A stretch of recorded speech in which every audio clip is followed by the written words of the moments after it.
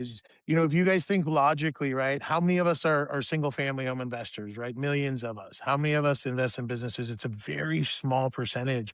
And what's been exciting for me is there's virtually no competition, right? When you're buying these businesses or commercial properties. So, at the risk of breeding more competition for myself, I urge you guys out there, you guys that are experienced single family home investors like myself, start looking at some businesses and some commercial real estate. Will really surprise you. Welcome to the Real Estate Pros Show, where we interview real estate investing professionals from coast to coast, as well as the service providers that serve the real estate investing industry. Our goal is simple: share what's working now to help you improve and scale your business to the next level and meet the pros that can help you get there. Real Estate Pros is powered by Investor Fuel, America's leader in helping real estate investors and professionals build the business you need to live the life you've always dreamed of. Let's start today's show.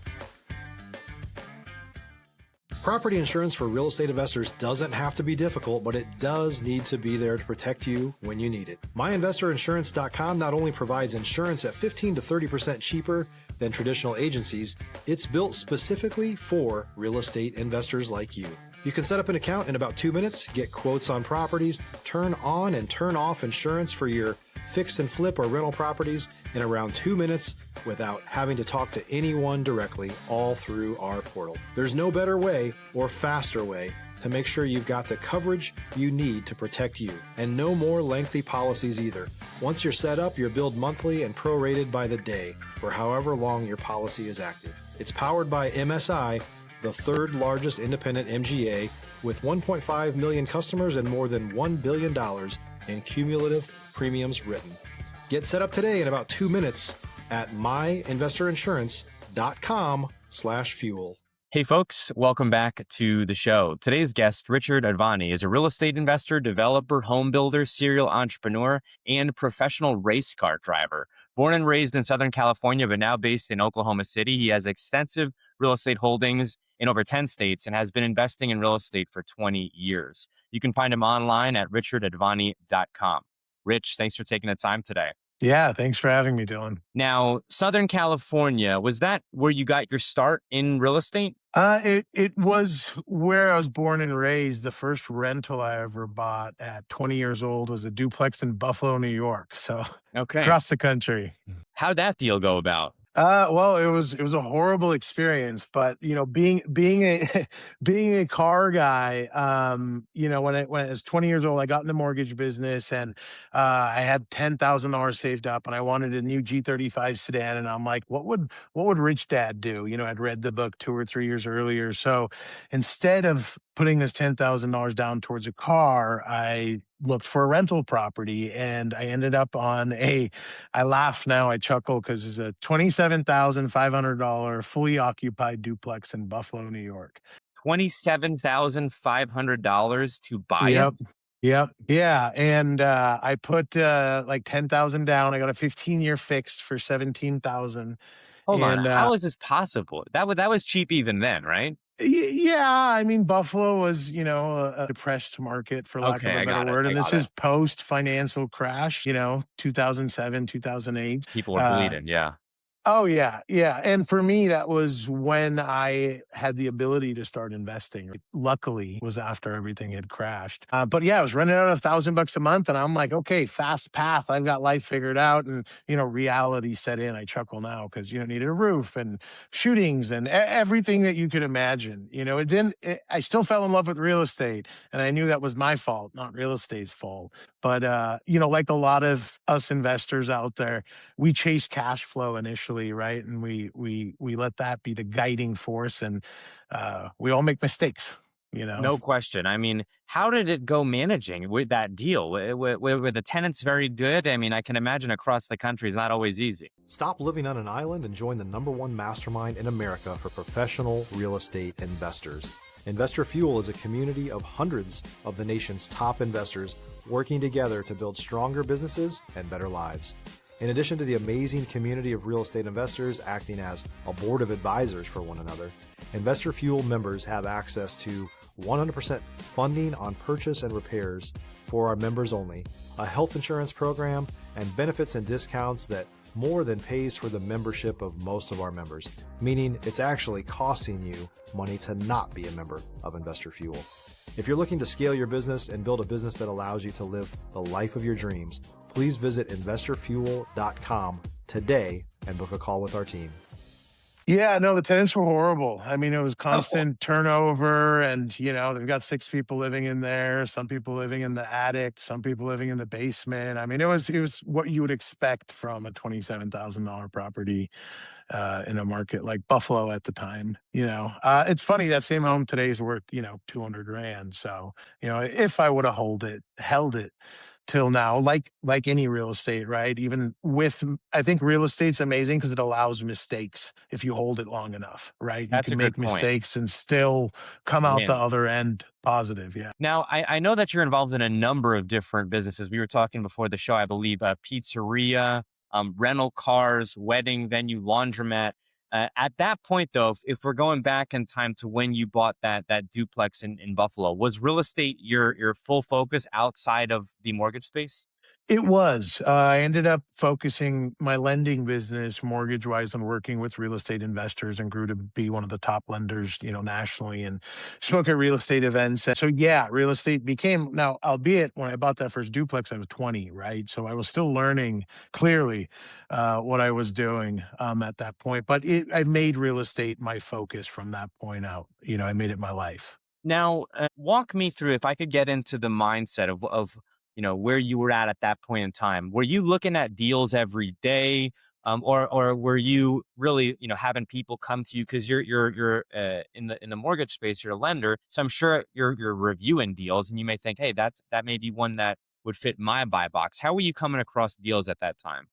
That's a great question. I actually tell people it's almost like insider trading, right? Well, so firstly, except all legal, but firstly, I made it my mission to get to know providers across the country that cater to buy and hold investors like myself as a lending partner, right? And there weren't many lenders doing that, so I grew very quickly.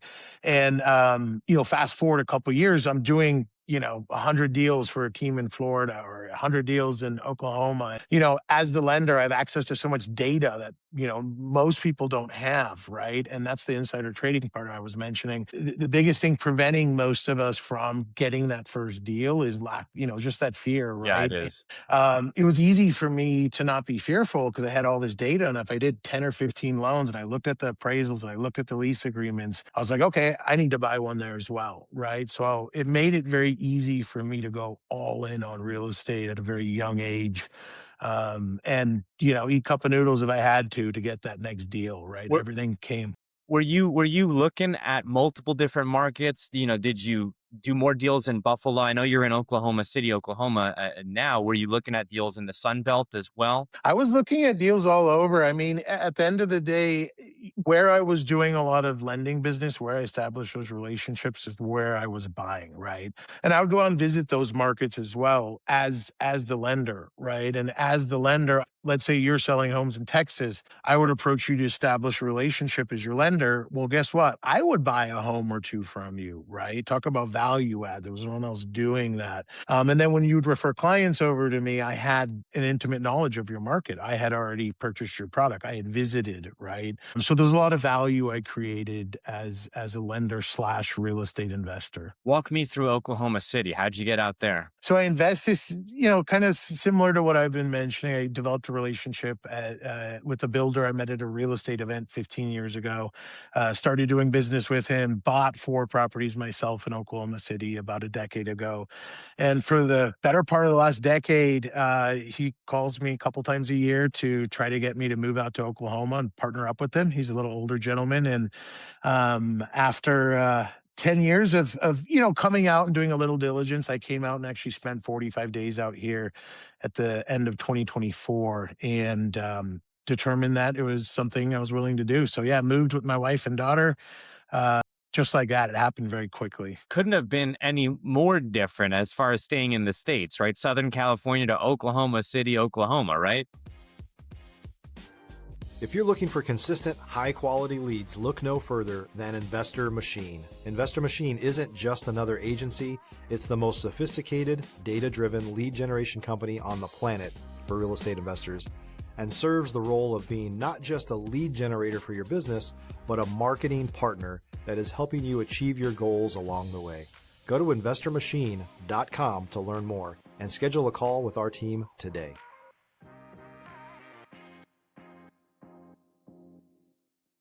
Yep. Big change for a lot of people. I actually love it. My wife loves it as well.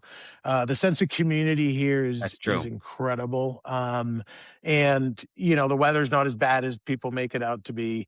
But it reminds me of California when I was a kid, right? Kids still Hmm. play outside. You go to restaurants, no one's on their phones. It's just different. But we really enjoy it. I actually didn't know that. I'm surprised to hear that. I think that that's a testament to, like you mentioned, the community that is out there. Now, are you seeing, the urban sprawl? If we just look at Oklahoma City specifically, are you seeing the urban sprawl of Oklahoma City expand? Is the city getting larger itself? It is, and it started in a big way. Nothing like what's happening, obviously, in Dallas and Fort Worth, right? That's craziness. Yeah. But it has, and Oklahoma City's growing. It's one of the few markets in the last 12 to 14 months that have actually gone up marginally while everyone else went down marginally. And I say marginally because people are like, oh, real estate went down last year. Well, like 2% in a lot of markets, right? So, whereas we went up 1.5%. So it has really good fundamentals, which is what attracted me to it as an investor, you know, tw- uh, 10 to 12 years ago. What's been fun for me, though, as a business owner and as an entrepreneur is just living in an investable market, right? I Yeah. don't come from legacy wealth. Investing in California is a pipe dream. You can't go by a strip mall or a business without spending crazy amounts of money. So that's been fun since we've come here. Do you have asset classes or segments of real estate, be it, single family, small multifamily, retail, office, industrial, that you're particularly bullish on, or that like reviewing deals in? It's funny you said that because I now own almost all of those asset classes. I started buying commercial May of last year, starting with an office building, and I moved very quickly. I'm a mom and pops investor, right? I have single family homes all across the country, and um, commercial definitely excites me, and I want to learn as much as I can about it because I want to start building commercial and offering that to mom and pops investors like myself as opportunities. Initial plan is, hey, let me acquire a bunch in each category.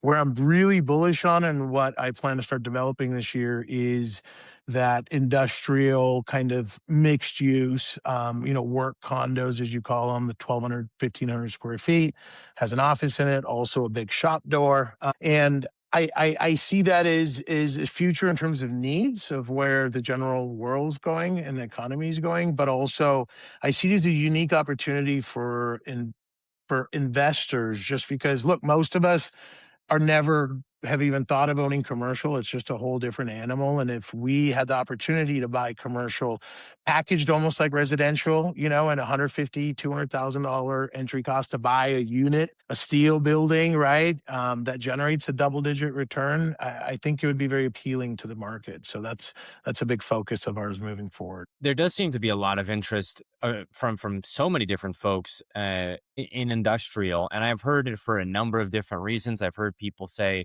"Oh, well, the increase in online retail is a big thing, but then you also need, storage, and you need warehouses, and folks like the Amazons, are needing industrial space to have their warehouse facilities, right? But we're seeing more and more of that, and so what I think used to be a really niche sect of real estate is now becoming, something that even smaller investors are looking into. If you're a new or newer real estate investor looking to launch or grow your real estate investing business, please check out Investor Fuel Club. It's a coaching community, but unlike anything you've ever seen before. And you can actually partner with members of our mastermind from coast to coast on deals right in your market. There's no better opportunity to build a consistent business than to literally partner with pros to help you avoid costly mistakes, avoid the need for capital to do deals, and help you eliminate your fears as you're starting your business. Learn more about Investor Fuel Club at investorfuel.com/club. Exactly. It's just foreign and scary for us, right? So what I'm going to try to do is package and bottle it to where it's similar to what we do. It's easy like buying a single family home. The only difference is, the capex on these are so minimal because they're just, steel buildings, with you don't need to worry about wood and rod and things falling apart 8, 10, 15 years later and appliances and all that. So that's what's appealing for me. And also the value add that commercial gives that real estate doesn't, right? If you Yeah. increase cash flow, that increases the price and you can sell it for a profit or you can cash out of it for a profit. So it adds a whole nother element. Now, I also know that you're involved in some other businesses. The restaurant space is a new one, right? Because people often say restaurants are the one of the hardest to be in, and I don't know the statistics, but I've been told that it's challenging to run a successful restaurant. How'd you get into that space? Man, if you would have asked me even 6 months ago if I would ever own a restaurant, I'd tell you, heck no, never. Right. Just like your knowledge, my knowledge is 99.9% probably fail, and the ones that don't fail later. But I had an opportunity come across my desk, and it's really what we always hear about on podcasts and YouTube, right? The baby boomers, and there's no one to take over their businesses. And a lot of them are just about to turn off the switch and shut down their business. And I had an opportunity brought to me that was similar, an established restaurant, 32 years. And I was looking for all the reasons not to buy it. But I had the numbers in front of me. I had the P&Ls for 3 years. After searching and searching and searching, I couldn't find a reason not to buy it. And what was interesting for me was the seller, him, it wasn't like to me, I bought it 20 cents on the dollar, literally. And for him, it wasn't giving me this crazy deal. It was, hey, I was about to turn it off. So even 20 cents on the dollar is a bonus to me, right? And that's how the baby boomers are thinking because no one wants the business, right? And the kids don't want it. And their alternative is turn it off or watch it continue to prosper, even if it means selling it at a fraction of what market value is. So yeah, I closed January 2nd of this year, so I'm about 2 months in, and it has exceeded my expectations. And I'm very blessed to where that owner still he shows up like 4 days a week, right, to really look at the P&L, make sure everyone's doing their job because it's part of his soul.